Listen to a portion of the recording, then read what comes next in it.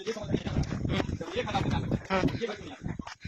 दोनों घर एक ही साथ में अटैच है, एक घर कैसे रास्ते में आ जाएगा और ये घर कैसे रास्ते में नहीं आएगा? रास्ता बंद किया था, जबकि रास्ता इसका इधर से क्लियर दिख रहा है, साइड से है। ये सरासर अन्याय है एक ब्राह्मण परिवार पर, एक सवर्ण पे ये सरासर अन्याय है। मैं एक ही बात पूछना चाहता हूँ, बेटा थोड़ा इधर दिखाना। ये घर है और इधर का और ये घर का फटा हुआ घर है, ये घर रास्ते में कैसे आ गया और ये घर रास्ते में क्यों नहीं आ रहा है? ये सरासर नगर पालिका और सरकार की बर्बरता है एक ब्राह्मण परिवार पर। आइए एक बार। जय श्री राम, जय परशुराम। मैं प्रदेश प्रभारी स्वर्ण आर्मी बिहार प्रकाश मिश्रा आज इस दुखी घर में, दुखियारी घर में आए हैं ये पता करने के लिए कि कैसे हुआ, क्या हुआ।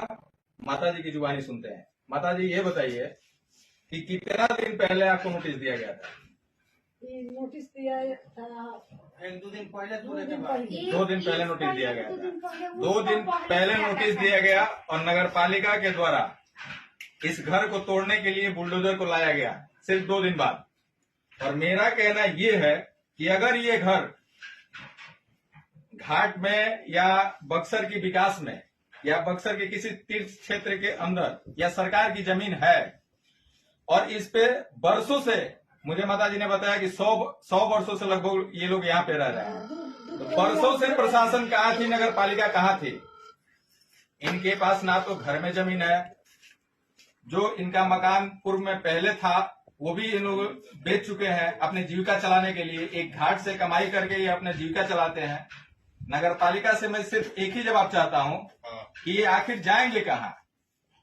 और ऐसे किसी का घर तोड़ना, बुलडोजर लाना, ये बुलडोजर मॉडल क्या दिखाती है भारत में? जहां मर्जी जिसके पास एक दिन नोटिस दिया 24 घंटे के बाद बुलडोजर पहुंच जाती है। ये बच्चे हैं छोटे छोटे, भाभी जी हैं, ये इनके लड़के हैं, ये कहाँ जाएंगे? रात बिरात अगर कोई रात बिरात, बिहार का जो एक मॉडल है, मैं बिहार का मॉडल समझाना चाहता हूँ। बिहार का एक मॉडल है कि शराबबंदी का नाम पे उससे भी ज्यादा शराब बिक रहा है और एक से एक शराब पीने वाले हैं। अगर शराब पी के कोई रात में आके बहन बेटियों के साथ कोई दुष्कर्म करता है तो इसका जवाब क्या नगर पालिका देगी? हम जाएंगे कल एसडीएम के पास, जरूरत पड़ी, सुनिए मेरी बात सुनिए, जरूरत पड़ी तो मैं डीएम के पास भी जाऊंगा और मैं उनसे लिखित लूंगा कि आप इस घर को तोड़वाए हैं, आप इस घर की जिम्मेदारी लीजिए और लिख कर लीजिए कि किसी बहन बेटी के साथ कोई दुराचार नहीं होगा। लिख के दीजिए कि बहन बेटी के साथ कोई दुराचार नहीं होगा और उसके छत पे, उसके जो सर पे जो छत है उसकी जिम्मेदारी भी आप लीजिए कि आप उसको छत कहाँ देंगे, सब अगल बगल कहाँ देंगे? आप इधर आइए। आप कौन है इस घर के? गुंडा को मैं उघार के हटा दे। बताइए, ये बता रहे हैं भैया कि यहाँ पे दिन रात हीरोइनची आते हैं, डर लगा रहा घर में छोटी छोटी बच्चियां हैं, भाभी जी हैं, रोज दिन रात सुबह न्यूज चैनल खोल के बैठते हैं तो सबसे पहले ब्रेकिंग न्यूज यही रहता है कि इनके साथ ये दुराचार किया गया, इनको मारा गया, इस बहन बेटी के साथ रेप किया गया, बलात्कार किया गया। ये बताइए कि बेघर एक परिवार को प्रशासन जो बुलडोजर लेके आई है वो क्या सुरक्षा प्रदान करती है? डर लगा रहता है कुछ क्या इनको कोई लिखित में आश्वासन दिया गया है कि आपके साथ ऐसा कुछ नहीं होगा? अगर होगा तो इसका जिम्मेदार कौन होगा? मैं सिर्फ इतना ही पूछना चाहता हूँ और मैं खुलेआम बता रहा हूँ। एसडीएम साहब आप कान खोल के सुन लीजिए, डीएम साहब आप कान खोल के सुन लीजिए।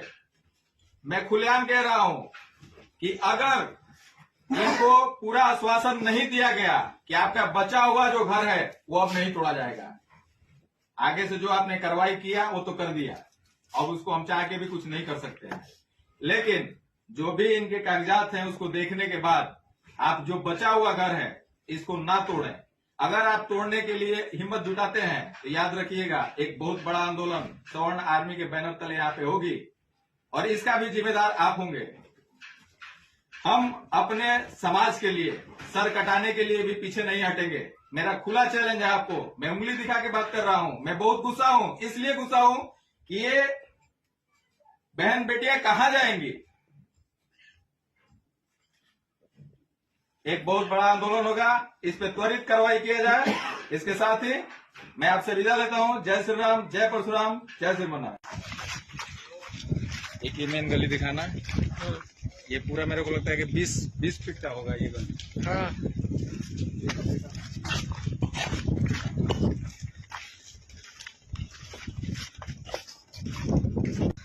अच्छा, मुझे ये समझ में नहीं आ रहा है जब ये घर रास्ते में आ सकता है हाँ। ये घर क्यों नहीं आ सकता? दोनों घर एक ही साथ में अटैच है। तो एक घर कैसे रास्ते में आ जाएगा और ये घर कैसे रास्ते में नहीं और आएगा? रास्ता बन भी गया था। जबकि रास्ता इसका इधर से क्लियर दिख रहा है, साइड से है। ये सरासर अन्याय है एक ब्राह्मण परिवार पर, एक सवर्ण पे ये सरासर अन्याय है। मैं एक ही बात पूछना चाहता हूँ, बेटा थोड़ा इधर दिखाना। ये एक घर है और इधर दिखाना, और ये घर का सटा हुआ घर है। ये घर रास्ते में कैसे आ गया और ये घर रास्ते में क्यों नहीं आ रहा है? ये सरासर नगर पालिका और सरकार की बर्बरता है एक ब्राह्मण परिवार पर। आइए